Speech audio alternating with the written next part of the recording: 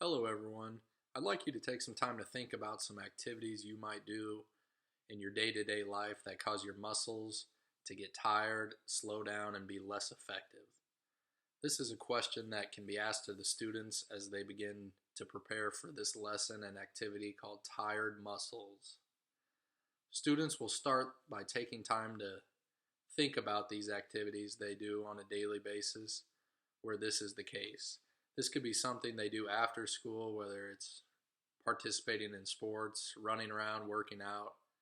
This can be done at school, doing things in PE that could cause their muscles to get tired. This can also be done in the classroom. For example, writing for too long can cause your hands and muscles to slow down and be less effective and begin to get sore. This is the case because to complete these tasks, our muscle fibers are working extremely hard and become tired very quickly depending on the intensity of the exercise or activity. Our main source of energy our muscle tissues use is referred to as ATP, and based on the intensity of an activity or workout, more ATP is used, causing our muscles to get tired quicker or slower depending on that activity.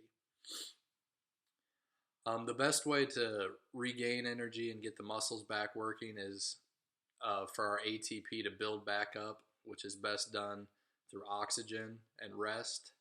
That's why when you see people working out, running around, running, sprints, whatever, resting in between allows us to rebuild our energy and rebuild our muscle so we can perform at a higher standard the next time.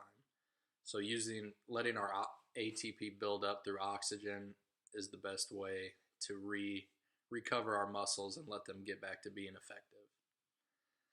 This activity called tired muscles is an activity that demonstrates an example of how our muscles get tired and become less effective over an extended period of time, which they are used too much. So for this activity, it's nice because there's not really many materials that students will need to perform this. You will just need either a stopwatch or access to a clock to see a time, and then recording sheet with a writing utensil. As far as safety considerations, there aren't much like materials. Just going over the general classroom safety expectations would be a good place to start for this lesson.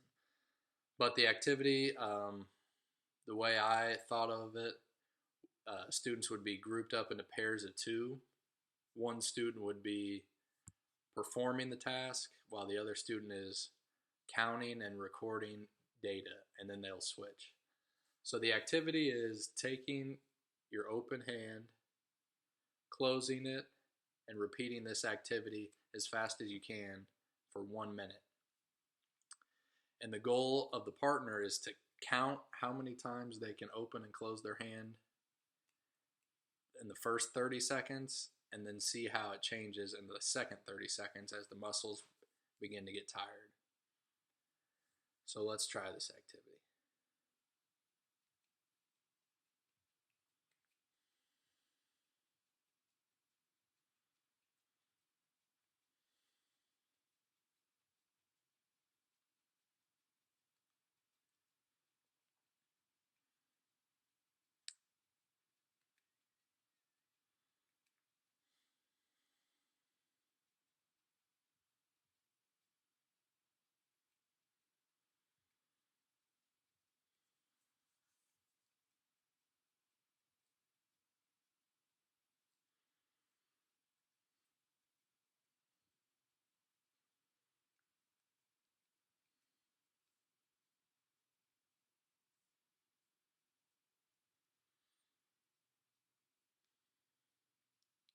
So this is a long time to open and close your hand.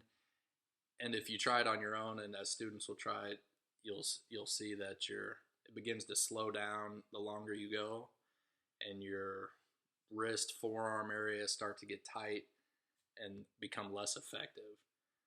Like I mentioned, this is just your muscle, your ATP being used to do this activity over and over. And then as you continue to do it, they slow down.